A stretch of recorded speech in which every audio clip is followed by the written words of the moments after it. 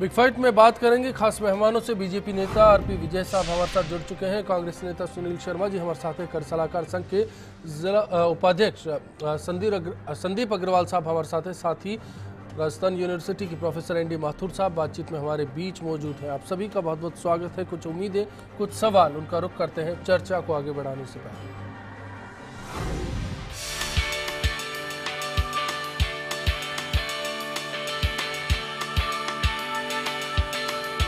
आम आदमी की नजर पूरी तरह आम बजट पर टिकी हुई है और सरकार से उम्मीदें भी बहुत हैं।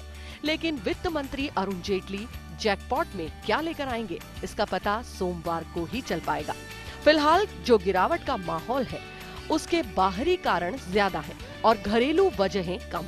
ऐसे में सरकार के सामने कई चुनौतियां हैं। जेटली पहले ही कह चुके हैं कि ये लोक लुभावन बजट नहीं होगा। माना जा रहा है कि बजट में कुछ ऐसी योजनाओं की भी घोषणा हो सकती है जिससे सरकार को फायदा पहुंचे। गुड्स एंड सर्विसिंग टैक्स यानी जीएसटी की राह को आसान करने के लिए सरकार कई सामानों पर लग रहे सबसे कम टैक्स को बढ़ाने और एक्साइज ड्यूटी में मिल रही छूट को खत्म करने पर भी फैसला कर सकती है। 2016-17 के आम बजट से लोगों को, खासकर इंडिविजुअल टैक्स पेयर्स को सरकार से पर्सनल टैक्स में छूट की उम्मीदें हैं। उम्मीद की जा रही है कि टैक्स छूट की न्यूनतम सीमा को 2.5 लाख से बढ़ाकर 3 लाख रुपए की जा सकती है। पिछले साल के आम बजट में जहां सरकार ने इनकम टैक्स छूट की सीमा में कोई बदलाव नहीं किया था, हालांकि सेविंग्स पर मिलने वाली छूट की सीमा बढ़ाई गई थी। इस बार उम्मीद है कि वित्त मंत्री बजट में सेविंग्स के नए प्रोडक्ट का ऐलान कर सकते हैं। वहीं टैक्स एक्सपर्ट्स इस बजट में भी सरकार की तरफ से पर्सनल टैक्स के मसले पर किसी बड़े बदलाव की उम्मीद नहीं कर रहे हैं। उनका मानना है कि सरकार का ध्यान अभी कॉर्पोरेट टैक्स पर ज्यादा है, तो कर एक्सपर्ट्स ने इन्वेस्टमेंट पर छूट की सीमा बढ़ाए जाने की उम्मीद जाहिर की है। बजट में कई तरह के शुल्क की घोषणाएं होती हैं, जिसके चलते कुछ चीजें सस्ती तो ज्यादातर वस्तुएं महंगी हो जाती है, जिसके चलते आम आदमी की जेब पर बड़ा असर पड़ता है। लेकिन देखना ये होगा कि जेटली कितना असर डालते हैं। सरकारी कर्मचारियों के वेतन में इजाफा, महंगा खाद्यान्न और कृषि योजनाओं के चलते इस बार केंद्र सरकार पर करीब 1 लाख करोड़ रुपए का अतिरिक्त बोझ डालने वाली है। इसके चलते बजट में जेटली को पूंजीगत व्यय में कटौती करनी पड़ सकती है। 4 राज्यों में होने वाले विधानसभा चुनाव से पहले जेटली की पोटली से अगर सौगातें निकलती है तो आने वाले दिनों में महंगाई भी बढ़ सकती है और मोदी जी का प्रस्तावित टैक्स और श्रम सुधारों का एजेंडा भी पिछड़ सकता है। दूसरी ओर वैश्विक स्तर पर एशिया और यूरोप के अधिकतर बाजारों में गिरावट का रुख रहा है। तेल कीमतों में नरमी के बाद अमेरिकी बाजार में गिरावट का असर दुनिया के अन्य बाजारों पर भी पड़ा। ऐसे में सस्ते ईंधन के कारण आम आदमी को आम बजट से राहत मिलने की उम्मीद है। अगर ऐसा नहीं हुआ तो तेल की कीमत अंतर्राष्ट्रीय बाजार में कम रहने के बाद भी रेल बजट में किराया कम नहीं होने के चलते विपक्ष को मुद्दा मिल गया, तो आम बजट के बाद विपक्ष सरकार को घेर सकता है। ऐसे में सवाल ये भी है कि क्या आम बजट में जेटली महंगाई से राहत देंगे? क्या टैक्स सीमा का दायरा बढ़ना चाहिए? क्या 7वें वेतन आयोग का असर बजट पर दिखेगा? क्या जेटली जीएसटी के बावजूद नए टैक्स थोपेंगे? और क्या सस्ते ईंधन के कारण राहत मिलनी चाहिए?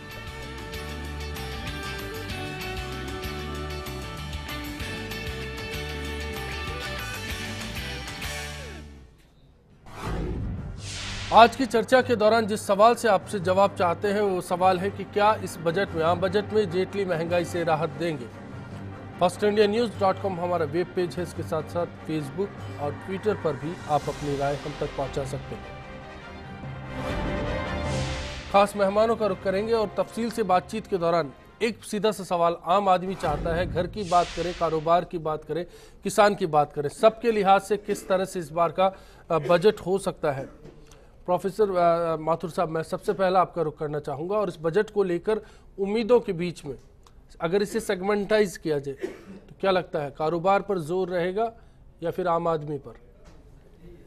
देखिए, एक अर्थशास्त्री के रूप में मैं ऐसा सोचता हूँ कि कोई भी सरकार जो है वो आम आदमी को नज़रअंदाज नहीं कर सकती। और विशेष करके अगर आप देखें, चाहे एडम स्मिथ को लें तो Adam Smith wealth of Nations की बात करता है, या कीन्स इफेक्टिव डिमांड की बात करता है, या अगर आप अमर्त्य सेन की बात करें तो अमर्त्य सेन भी वेलफेयर की बात करते हैं। तो बेसिकली किसी भी अर्थव्यवस्था की ग्रोथ इस पर निर्भर करती है कि उस सरकार आम आदमी के लिए क्या कर रही है जी। और इस रूप से अगर इस बजट को देखा जाए तो बहुत सारी उम्मीदें इस नई सरकार से और वित्त मंत्री से लगा रखी है लोगों ने। आम आदमी जो टैक्स पेयर है वो ये सोचता है कि आने वाले समय में जो करों से छूट मिलने वाली है हमें वो बढ़नी चाहिए, क्योंकि 2.5 लाख रुपया इस ग्लोबलाइजेशन के ज़माने में जो है मध्यम वर्ग बहुत तेज़ी से बढ़ा है और 2.5 लाख रुपए की इनकम तक ही छूट है, इसको बढ़ाए जाने की संभावना मुझे लगती है और बढ़ना भी चाहिए, ऐसा मैं सोचता हूँ। लेकिन ऐसे 2-3 मर्तबा से सोच रहे हैं हम लोग। इस बीच में अरुण जेटली का ये कहना कि लोक लुभावन बजट नहीं होगा, किस बात पर विराम लग जाता है? नहीं, लोक लुभावन बजट चाहे नहीं हो, पर आम आदमी जिन परेशानियों से त्रस्त है उन परेशानियां तो दूर होनी चाहिए कम से कम। और स्पेशली जो टैक्स पेयर है वो ऐसा महसूस करता है कि टैक्स रेट्स हमारी जो है उनमें आगे जाके प्रोग्रेशन नहीं है, प्रोपोर्शनल हो जाता है।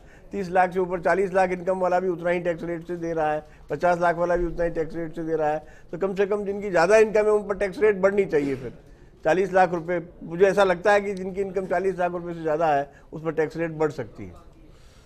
संदीप अग्रवाल साहब, आप क्या कहेंगे इस मसले पर? आपका रुख क्या है? टैक्सेस पर जोर रहेगा कहीं ना कहीं, लगता है ऐसा? आमदनी भी बढ़ानी है। देखिए, मेरे हिसाब से ये बजट जो पिछली साल सरकार का जो बजट अनाउंसमेंट थी वो कड़वी दवा का फर्स्ट डोज था। ये बजट में शायद कड़वी दवा की सरकार की सेकंड डोज आएगी। राहत की जहाँ तक हम बात करें, जो तो एक सर्विस टैक्स सेक्टर है उसकी जो बेसिक स्लैब है वो काफ़ी साल से 10 लाख रुपए पे टिकी हुई है और सरकार को बहुत बड़े मात्रा में सर्विस टैक्स सेक्टर से कर प्राप्त हो रहा है। पर बहुत जो छोटे उद्यमी हैं, छोटे व्यापारी हैं, वो उसके दायरे में आके उन्हें काफ़ी परेशानी झेलनी पड़ी। तो राहत की माने तो एक हमको मेजर वहाँ राहत की उम्मीद लग रही है। जहाँ तक हम बात की बेसिक स्लैब की, तो मुझे नहीं लगता कि शायद बेसिक स्लैब में कोई ज़्यादा बदलाव आए। हाँ, हो सकता है, क्योंकि ये सरकार इन्वेस्टमेंट फ्रेंडली सरकार है। प्रधानमंत्री जी की कई घोषणाएं हुई हैं कि उन्होंने इन्वेस्टमेंट को ज़्यादा से ज़्यादा बढ़ावा दिया है। तो इन्वेस्टमेंट पर मिलने वाली छूट में शायद कुछ बढ़ोतरी की इस बार मुझे संभावना लग रही है। इसके अलावा सर्विस टैक्स के जो और भी आइटम्स हैं उसका दायरा बढ़ेगा, ऐसा मुझे लगता है। और टैक्स स्लैब हो सकता है कि हायर रेट्स की जो टैक्स स्लैब है, 30% की जो टैक्स स्लैब है, उसमें कुछ बदलाव आए, तब्दीलियां ऊपर हो सकती है। सुनील जी, आपको क्या लगता है, क्या अनुमान है? सरकार से कोई उम्मीद रखेंगे?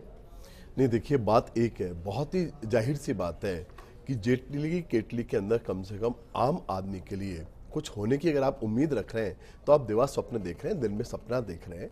देखिए, बहुत सी आप अच्छी तरह सोच लीजिए, 140 केटली की बात कर रहे हैं, चाय वाले की सरकार है तो चाय का जायका अच्छा होगा। केटली में कुछ है ना, उसकी पोटली में कुछ है। और कम से कम लोग को तो आप भूल ही जाइए, क्योंकि जो सरकार शुरू से आप ये देखिए, सरकार का पूरा जो ट्रैक रिकॉर्ड है वो अडानी के लिए काम कर रहे हैं, वो अंबानी के लिए काम कर रहे हैं। $140 की रेट थी तो भी पेट्रोल डीजल के अंदर की रेट्स के अंदर 20% गिरी, 76% रेट हुए। और उसी को जब वो जनता में एक्सटेंड नहीं कर पाए उस प्रॉफिट को ही, उसी से आप उनकी पूरे माइंडसेट को आप अंडरस्टैंड कर सकते हैं कि इस सरकार के फोकल पॉइंट के अंदर, इस सरकार की दृष्टि के अंदर गरीब कहीं कुछ है ही नहीं।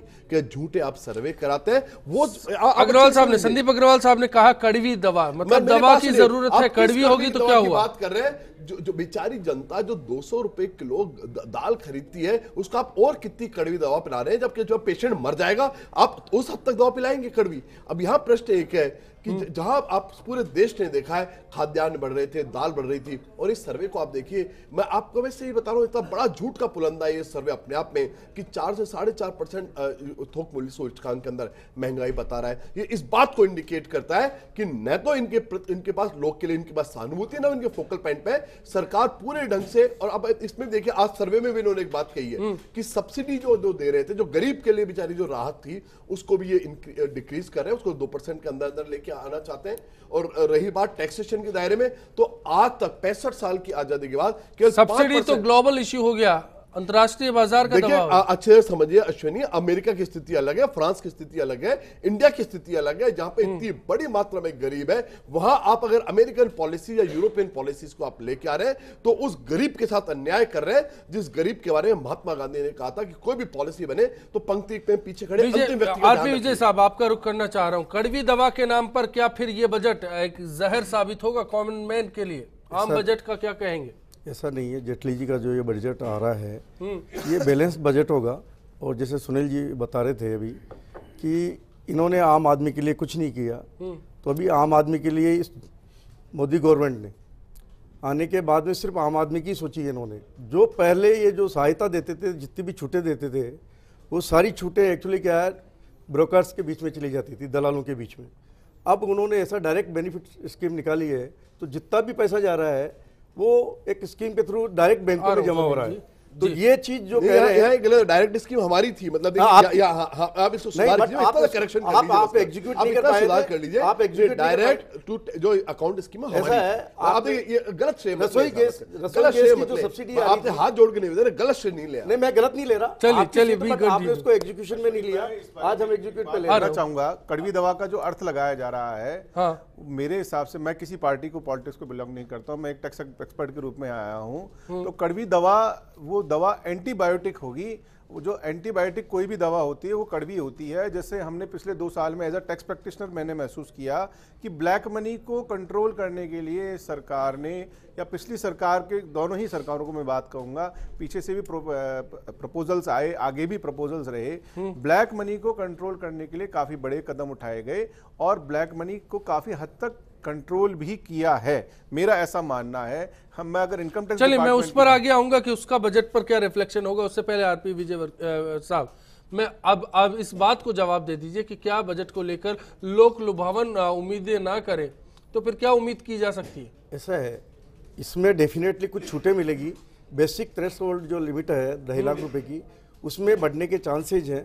साथ के साथ ही जो जिससे अपन को दूसरी तरीके से बचत हो सके, उस तरीके की जो 2 लाख रुपए की अभी सेविंग है उसको बढ़ा करके वो ज़्यादा कर सकते हैं। 1.5 लाख रुपए की सेविंग को वो बढ़ा सकते हैं। वैसे ही जो 2 लाख रुपए तक का इंटरेस्ट आज की तारीख में, मेरा निवेदन है कि ये अगर बढ़ने के चांसेज इसलिए कि 1 करोड़ रुपए के आज की तारीख में मेट्रो सिटीज़ में 1 करोड़ रुपए से कम का मकान नहीं आता।